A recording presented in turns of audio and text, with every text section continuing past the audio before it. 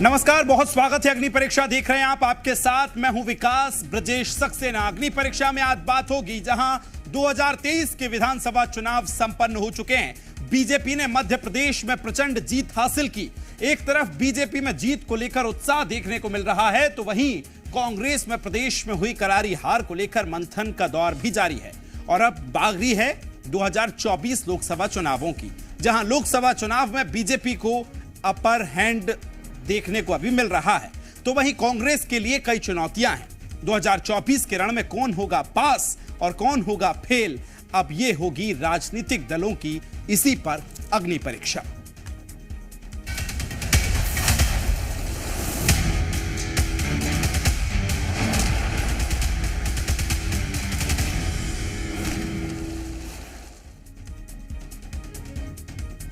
मध्य प्रदेश चुनाव में बीजेपी ने प्रचंड जीत हासिल की है। प्रदेश में बीजेपी ने 230 में से 163 सीटों पर जीत हासिल की, लेकिन साल भर चुनावी मूड में रहने वाली बीजेपी अब फिर विधानसभा चुनाव में जीत के बाद लोकसभा चुनाव पर फोकस करती नजर आ रही है। तो वहीं कांग्रेस भी विधानसभा चुनाव में हुई हार की समीक्षा कर लोकसभा चुनाव में बेहतर प्रदर्शन की उम्मीद कर रही है। आज चर्चा इसी पर करेंगे, उससे पहले एक रिपोर्ट देखिए।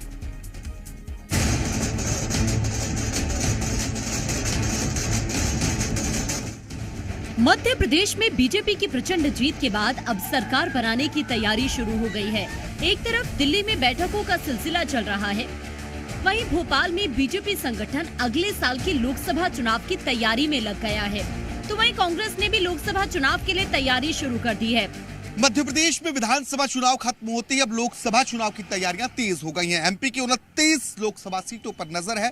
फिलहाल कांग्रेस एक सीट पर काबिज है। कांग्रेस का दावा है कि अब की बार 15 से पार जाएंगे। तो वहीं बीजेपी ने कहा है कि अब 3 राज्यों के नतीजे को देखते हुए समझ लेना चाहिए कि जनता ने मोदी को दोबारा लाने का मौका दिया है। हालांकि मध्य प्रदेश की 29 लोकसभा सीटों पर जनता किसे अपना मत देती है, ये देखना अहम होगा। हालांकि विधानसभा चुनावों में मोदी का मैजिक जरूर देखने को मिला है।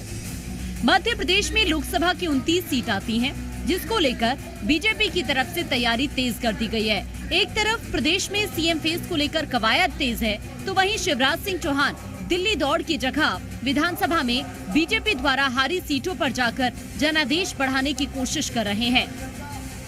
सबसे पहले शिवराज ने कमलनाथ के गढ़ छिंदवाड़ा जाकर लोकसभा की सभी सीटों पर इस बार जीत हासिल करने का प्रण लिया।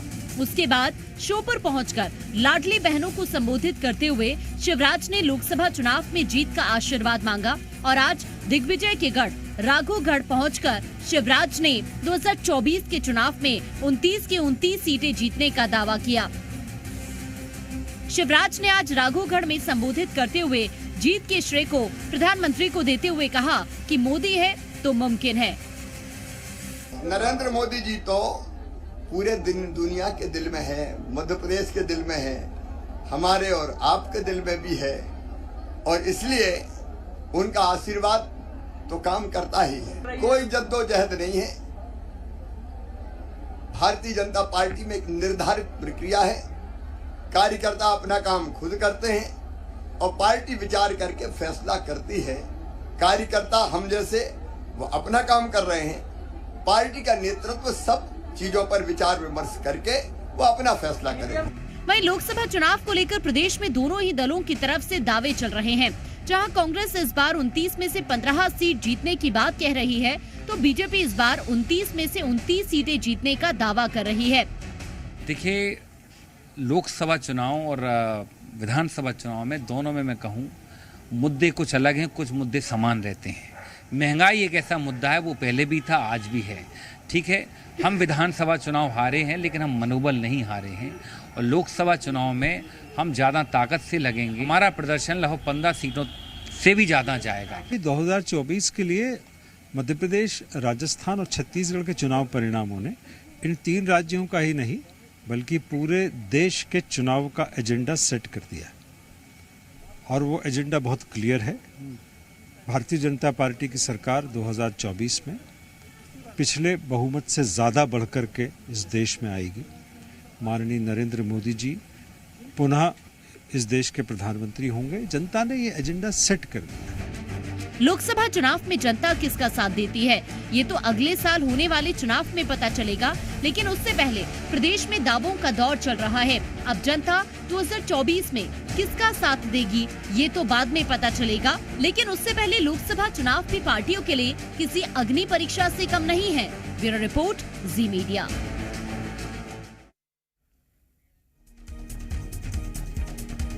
तो चलिए बात पहले आपको सबसे पहले ये बताते हैं कि 2014 और 2019 के लोकसभा चुनाव में बीजेपी और कांग्रेस को कितनी सीटें मिली थी।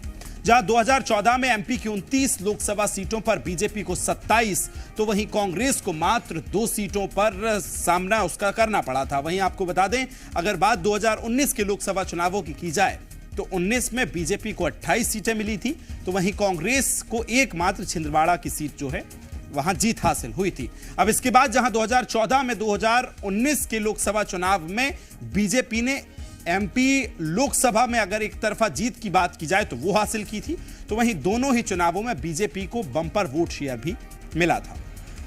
2014 में बीजेपी को 54.02% वोट मिले थे, तो वहीं कांग्रेस को कुल वोट परसेंट का सिर्फ 34.89% वोट मिला था। अब ये बात हुई। वहीं 2019 में बीजेपी की अगर बात की जाए तो प्रदेश में रिकॉर्ड 58% वोट मिले थे, जो पिछले चुनाव से लगभग 4% ज्यादा थे।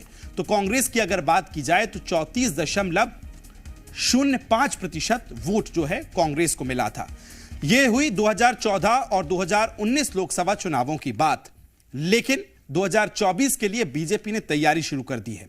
बीजेपी इस बार प्रदेश के 29 में से 29 सीटों पर जीत का परचम लहराना चाहती है। बीजेपी ने विधानसभा चुनाव खत्म होते ही अब लोकसभा चुनाव की तैयारियां भी शुरू कर दी हैं। बीजेपी का संकल्प इस बार सभी 29 सीटों पर कमल खिलाने का है। तो वहीं शिवराज सिंह चौहान ने लोकसभा को लेकर तैयारियां तेज कर दी हैं। विधानसभा चुनाव में हारी हुई सीटों पर शिवराज के दौरे जो हैं लगातार शुरू हो गए हैं और जनता को साधने की हर मुमकिन कोशिश शिवराज करते नजर आ रहे हैं। शिवराज कांग्रेस के अवैध किले यानी कि छिंदवाड़ा में कमल खिलाने की पूरी कोशिश करते भी नजर आ रहे हैं। जहां बीजेपी ने मध्य प्रदेश में लोकसभा को लेकर तैयारियां तेज कर दी हैं, तो कांग्रेस ने भी लोकसभा चुनावों को लेकर अपना प्लान बनाना शुरू कर दिया है। कांग्रेस 2024 लोकसभा चुनाव में 15 में से ज्यादा सीटें जीतने का दावा कर रही है। वहीं कांग्रेस शीर्ष नेतृत्व भी विधानसभा में हुई करारी हार को लेकर दिल्ली में बैठक कर रहा है, जहां कांग्रेस की कोशिशें हैं कि लोकसभा चुनाव से पहले संगठन को और ज्यादा मजबूत किया जा सके। तो दोनों ही, अगर बीजेपी की बात की जाए या कांग्रेस की बात की जाए, विधानसभा चुनावों के बाद अब लोकसभा चुनावों पर फोकस करते नजर आ रहे हैं। एक तरफ मुख्यमंत्री शिवराज सिंह चौहान की बात की जाए तो उन्होंने प्रदेश में मोर्चा संभाल लिया है और ये बयान दिया सार्वजनिक रूप से कि वो 29 सीटों पर यानी कि 29 कमल की माला पहनाएंगे नरेंद्र मोदी को और 24 की सभी 29 सीटें बीजेपी जीतकर आगे बढ़ेगी। कांग्रेस का कहना है कि हम 15 सीटों से ज्यादा निकालेंगे, ये कांग्रेस का कहना है। अब हालांकि कांग्रेस इस समय विधानसभा चुनावों में चाहे मध्य प्रदेश हो या कांग्रेस हो, दोनों ही प्रदेशों में हार की समीक्षा कर रही है। एक तरफ हमने देखा प्रदेश प्रभारी कुमारी सैलजा, मुख्यमंत्री भूपेश बघेल, प्रदेश अध्यक्ष दीपक वैज, टीएस सिंहदेव, ये तमाम नेता जो हैं छत्तीसगढ़ के दिल्ली पहुंचे, जहां छत्तीसगढ़ की समीक्षा बैठक की गई। हार के क्या कारण रहे, कांग्रेस ने तलाशने की कोशिश की और इस बैठक के बाद कुमारी सैलजा ने कहा कि हम हारे जरूर हैं लेकिन मनोबल नहीं हारे हैं। छत्तीसगढ़ की बैठक हुई। उसके बाद बीजेपी की अगर बात की जाए तो बीजेपी भी लगातार छत्तीसगढ़ में भी एक्टिव नजर आ रही है और लोकसभा की बात करते वहां के नेता नजर आ रहे हैं। खबर को विस्तार देंगे, जी मीडिया संवाददाता प्रमोद शर्मा मेरे साथ लाइव जुड़ गए। प्रमोद, एक तरफ विधानसभा चुनाव हुए हैं और मध्य प्रदेश के बीजेपी के नेता जो हैं 29 कमल की माला पहनाने की बात कर रहे हैं और 29 मिशन जो है उसमें लग गए। किस तरह से देखते हैं, एक तरफ विधानसभा चुनाव और अब लोकसभा की तैयारी, दोनों ही पार्टियों की कहां स्टैंड करती है अभी नजर आ रही है? देखिए, एक एक रात भारी पड़ रही है नेताओं पर, एक एक दिन मुश्किल से गुजर रहे हैं और दिन हो या रात हो ये अंधेरे के समान कट रहे हैं, क्योंकि ये किस्सा मध्य प्रदेश में जो है विकास वो कुर्सी का चल रहा है और सबको कुर्सी की चिंता सता रही है। सबकी अपनी अपनी वर्किंग अलग अलग स्टाइल है और वो स्टाइल में जुटे हुए हैं। कोई बरकरार है तो बचा रहना चाहता है, कोई नया कुर्सी पर काबिज होना चाहता है। ये कुर्सी का खेल है मध्य प्रदेश में, और कुर्सी के लिए ऐसी रस्साकसी चल रही है जो आज तक ना आपने सुनी होगी ना मैंने देखी होगी, दोनों ने मिलाकर। और ये एमपी की कहानी है, और एमपी का किंग कौन होगा, मध्य प्रदेश में किसकी सरकार होगी, कौन काबिज होगा, इस पर जो सस्पेंस है वो पिछले कुछ दिनों से जैसा है वैसा ही अब हाई लेवल तक बढ़ता जा रहा है। अब सरगर्मी वाली सियासत मध्य प्रदेश में देखी जा रही है। पहले दो पक्षों के बीच में लड़ाई थी, फिर बाद में दावों की दंगल, नतीजे आए तो एक तरफा बीजेपी आ गई।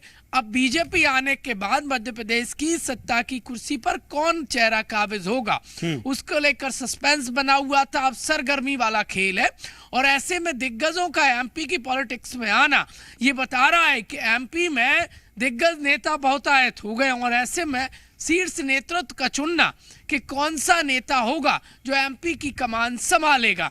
कोई देखिए 29 सीटें लोकसभा की जीतने के लिए दौरे कर रहा है मुख्यमंत्री शिवराज सिंह चौहान, तो दूसरे नेता कोई दिल्ली जा रहा है, कोई भोपाल आ रहा है, और यहाँ वहाँ नेताओं की दौड़म भाग दिन हो या रात हो खूब जारी है, क्योंकि वो कुर्सी का खेल है। और अब की बार चूक गए तो 5 साल तक इंतजार करना होगा, या फिर जितने भी दिन। इसीलिए जो टाइम बचा हुआ है वो नेता देर नहीं करना चाहते। एक कहावत है अंग्रेजी में, not wait the perfect time, catch the time made it perfect. यानी जो समय है, अच्छे समय का इंतजार नहीं कर रहे हैं, जो समय मिल रहा है उसी को भुना रहे हैं और बेहतर समय बनाने में जुटे हुए हैं। क्योंकि मुख्यमंत्री का चेहरा अब तक देखिए बीजेपी ने तय नहीं किया है। अब तय करने के लिए दिन और रात बीजेपी के जो दिग्गज नेता हैं जो रेस में हैं वो जुटे हुए हैं, और जो पर्यवेक्षक हैं उनके नामों का ऐलान कर दिया है। वो मध्य प्रदेश आएंगे और जो रेस में है उनसे बातचीत करेंगे, और जो तय करने वाले विधायक हैं उनसे बातचीत करेंगे।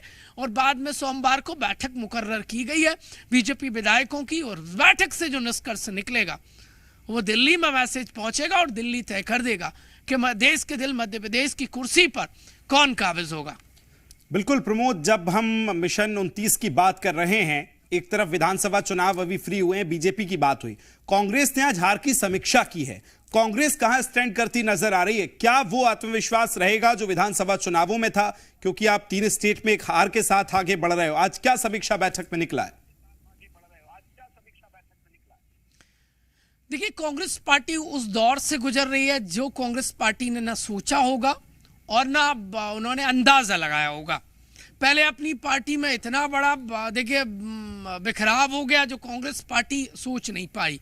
कमलनाथ देखिए कुर्सी से बाहर हो गए, और इस बार रेस में इस कदर पिछड़े कि वो अब आने वाले 5 साल बाद उनकी पॉलिटिक्स किस ओर मोड़ लेगी ये राम जाने।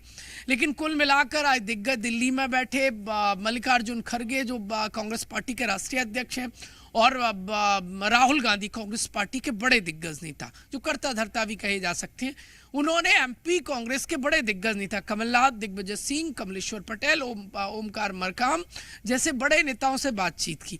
सब नेताओं की अपनी डपली अपने राग रहे होंगे हार को लेकर, क्योंकि हार का जो ठीक रहा है, कोई ईवीएम पर फोड़ा, किसी ने कलह तो किसी ने और बात बताई। अब सबको सुन लिया है खड़गे और राहुल गांधी ने, और अब जो सुरजेवाला जिस तरीके से बैठक के बाद बाहर निकले और कहा कि अब आगे का फैसला मल्लिकार्जुन खड़गे को लेना। तो क्या एमपी कांग्रेस में बदलाव होगा? अब तक जो 8 साल से लगभग कमान संभाल रहे थे, देखिए 2018 से पहले संभवतः संभाली थी, एग्जैक्ट ईयर मुझे याद नहीं कमलनाथ, क्या वो बदल जाएंगे? कोई और एमपी कांग्रेस का कैप्टन होगा, या फिर वो और आगे थोड़ा कांग्रेस पार्टी खींचेगी क्योंकि वो सीनियर है। लेकिन कुल मिलाकर बात यह है कि 18 में जो बात बन गई थी वो 23 में ना बन पाई। अब कांग्रेस पार्टी इस हार का क्या कंक्लूजन निकालती है? और सीख तो लेना होगा, क्योंकि अब नहीं सीखे तो फिर कब सीखेंगे? बिल्कुल, अभी नहीं तो कभी नहीं, क्योंकि आगे मौका आम चुनावों का है, लोकसभा का है। फिलहाल प्रमोद आपका बहुत शुक्रिया तमाम जानकारी साझा करने के लिए। तो मिशन 29 की हम बात कर रहे हैं, किस तरह से अब इस चुनावों के बाद बीजेपी आगे बढ़ रही है मिशन 29 के साथ। तमाम बीजेपी के नेता जो हैं 29 में एक्टिव नजर आ रहे हैं और उसके लिए प्रचार प्रसार शुरू किया है। वहीं कांग्रेस को देखना होगा किस तरह से आगे बढ़ती है और क्या इस बार परिस्थितियां किस तरह की निर्मित होती हैं, आने वाला वक्त बताएगा।